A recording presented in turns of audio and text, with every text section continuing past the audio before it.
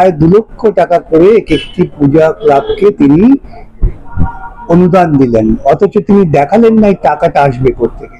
ধার করে আমাদের উপর ঋণের বোঝা চাপিয়ে দিয়ে তিনি এই ক্লাবগুলোকে উৎসবের মাদকতায় ডুবিয়ে দিচ্ছেন। সমাজের পক্ষে অত্যন্ত ক্ষতিকর একটি পদক্ষেপ। যে টাকাটা কিন্তু আপনাদেরই ফেরত দিতে হবে, ঘুরপথে আপনার ঘর ভেঙেই এই টাকা আদায় হবে। আবার বলি, এই টাকা তিনি ঋণ করে দিচ্ছেন, রাজস্বে কোনো টাকা নেই। এবং তার যে ন্যায়সঙ্গত দায় দায়িত্ব, ধরুন কর্মচারীদের দিয়ে, এটা একটা ন্যায়সঙ্গত দায় রাজ্য সরকারের, যে দায় রাজ্য সরকার স্বীকার করেছেন আইনগতভাবে, সেই দায়কে অস্বীকার করে তিনি মানুষকে এই ধরনের উৎসবের যে উন্মাদনা, তাতে তিনি ভাসিয়ে দেওয়ার চেষ্টা করছেন। এটা একটা নৈতিক অপরাধ, সংবিধান বিরোধী কাজ এবং সামগ্রিকভাবে পশ্চিমবঙ্গের সুস্থ চেতনার উপর আঘাত। ক্লাবগুলোকে যে আপনাদের বিরুদ্ধে মামলা করছেন বিকাশ রঞ্জন ভট্টাচার্য, তার বিরুদ্ধে আপনারা রুখে দাঁড়ান, তাদের উত্তেজিত করার চেষ্টা করবেন। যেমন এই দুর্নীতিগ্রস্ত শিক্ষকদের চাকরি যখন চলে গেল ওর দুর্নীতির জন্য, তিনি তাদের খেপিয়ে তোলার চেষ্টা করেছিলেন আমার বিরুদ্ধে। আমরা চেষ্টা করবো সেটা স্থগিত আদেশ দেওয়ার। এবং এই যে বিদ্যুতের বিলের ছাড়, এরপর তো আমার আপনার ঘাড়ের উপর চাপবে, বিদ্যুতের ট্যারিফ তো বেড়ে যাবে, বিদ্যুতের দাম তো বাড়বে। সুতরাং এই পুজোর সঙ্গে যারা যুক্ত আছেন, যাদের মধ্যে সামান্যতম বোধ বুদ্ধি আছে, তারা আমার বিরুদ্ধে না, তারা আমার সঙ্গে থাকবে। নমস্কার। একটা গুরুত্বপূর্ণ বিষয় নিয়ে আজকে আপনার সঙ্গে কথা বলবো।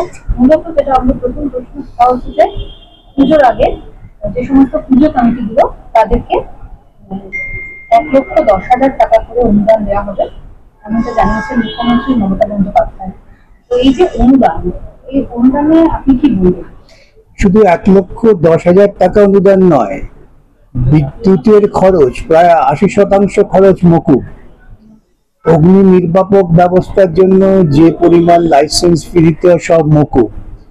আমার তো নিজের ধারণা প্রায় 2 লক্ষ টাকা করে একটি পূজা ক্লাবকে তিনি অনুদান দিলেন, অথচ তিনি দেখালেন না এই টাকাটা আসবে কোত্থেকে।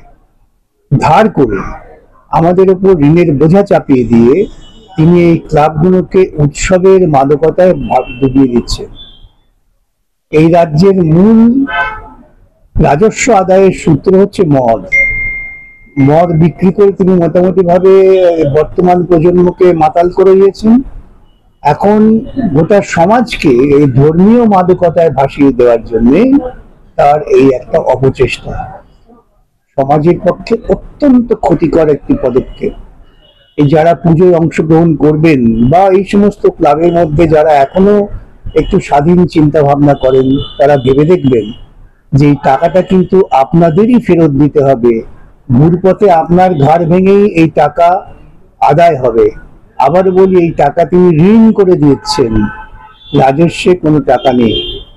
এবং তার যে ন্যায়সঙ্গত দায় দায়িত্ব, ধরুন কর্মচারীদের দিয়ে, এটা একটা ন্যায়সঙ্গত দায় রাজ্য সরকারের, যে দায় রাজ্য সরকার স্বীকার করেছেন আইনগতভাবে, সেই দায়কে অস্বীকার করে তিনি মানুষকে এই ধরনের উৎসবের যে উন্মাদনা, তাতে তিনি ভাসিয়ে দেওয়ার চেষ্টা করছেন। এটা একটা নৈতিক অপরাধ, সংবিধান বিরোধী কাজ এবং সামগ্রিকভাবে পশ্চিমবঙ্গের সুস্থ চেতনার উপর আঘাত। আপনি কি কোনো মামলা করবেন? আমরা দেখুন, প্রত্যেক বছর যেদিন থেকে তিনি যখন ইমাম ভাতা চালু করলেন তখনও আমরা মামলা করেছি। তারপর যখন তিনি দুর্গাপূজা ইত্যাদির নাম করে টাকা দেওয়া শুরু করলেন তখনও আমরা মামলা করেছি। আমরা এটা চূড়ান্ত একটি রায় চাই। সুপ্রিম কোর্টের একটি অন্তর্বর্তীকালীন আদেশে সুপ্রিম কোর্ট বলেছিলেন যে পুলিশ প্রশাসন এই টাকা খরচা করবে, এখানে হিসেব দিতে হবে। তারা প্রাথমিকভাবে এটা মনে করেছেন যে পুজোর জন্য এই টাকা দেওয়া যায় না। এটা সত্ত্বেও এই রাজ্যের সরকার এই সমস্ত অমান্য করে, অগ্রাহ্য করে সরকারি কোষাগার থেকে, যে কোষাগারটা শুধুমাত্র ঋণের টাকা দ্বারা চালিত হচ্ছে, আমাদের সকলের বিরুদ্ধে তিনি কাজ করছেন, সকলের অমঙ্গল করছেন। এটা তো খুব তাড়াতাড়ি হয়তো মুখ্যমন্ত্রী দেবার কথা ঘোষণা করেছেন, মানে আপনি মামলা করলে কবে নাগাদ? প্রত্যেকবারই দেখবেন মুখ্যমন্ত্রী ঘোষণাগুলো ঠিক পুজোর মুখোমুখি করেন। তিনি সুযোগ নেন যে এই সময়ের মধ্যে মামলা করলেও আদালত শুনে এটা রায় দিতে দিতে মোটামুটি ভাবে পুজো হয়ে যাবে। তখন তিনি বললেন পুজো তো হয়ে গেছে, এবং তারপর তিনি বলবেন ওই সমস্ত ক্লাবগুলোকে যে আপনাদের বিরুদ্ধে মামলা করছেন বিকাশ রঞ্জন ভট্টাচার্য, তার বিরুদ্ধে আপনারা রুখে দাঁড়ান, তাদের উত্তেজিত করার চেষ্টা করবেন। যেমন এই দুর্নীতিগ্রস্ত শিক্ষকদের চাকরি যখন চলে গেল ওর দুর্নীতির জন্য, তিনি তাদের খেপিয়ে তোলার চেষ্টা করেছিলেন আমার বিরুদ্ধে। এটা হচ্ছে ওর একটা দূরভিসন্ধি, কিন্তু এসব করে লাভ হবে না।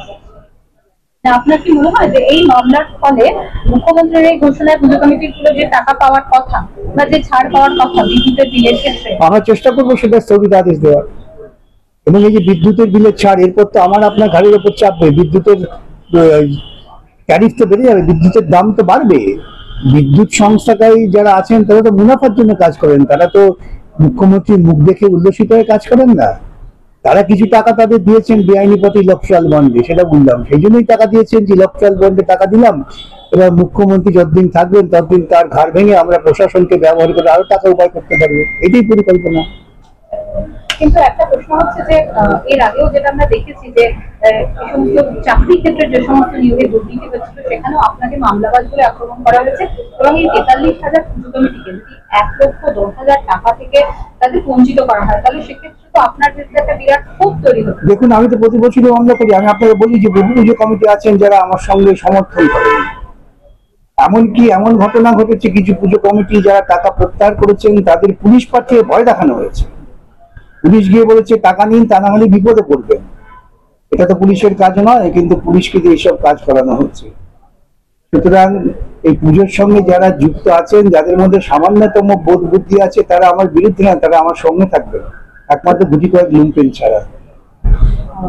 কি মনে হয় যে আবেদনে বিয়ের মামলাটা কোন পথে যেতে পারে? বলতে পারি আইন আমাদের পক্ষে। এখন সুপ্রিম কোর্ট সেটা কতটা কিভাবে গ্রহণ করবেন না করবেন, কতদিন শুনানি আদৌ 4 আগস্ট হবে কিনা, এই নিয়ে অনেক প্রশ্ন আছে। সেটা আমরা 4 আগস্টে বুঝতে পারবো। তবে নিঃসন্দেহে সুপ্রিম কোর্ট যে শতকরা 25 ভাগ টাকা জমা দিতে বলেছেন, সেটা অমান্য করা হচ্ছে, এটা তো খুব একটা গুরুত্বপূর্ণ বিষয় হিসেবে লাগিয়ে দেয়। কিন্তু মুখ্যমন্ত্রী তো আদালতের নির্দেশ মানলেন, সুপ্রিম কোর্ট এক্ষেত্রে কোনো রাজ্য সরকারের বিরুদ্ধে ব্যবস্থা নিতে পারেন? তো অনেক কড়া ব্যবস্থা নিতে পারেন সুপ্রিম কোর্ট। দেখা যাক কি করেন বিচারপতি।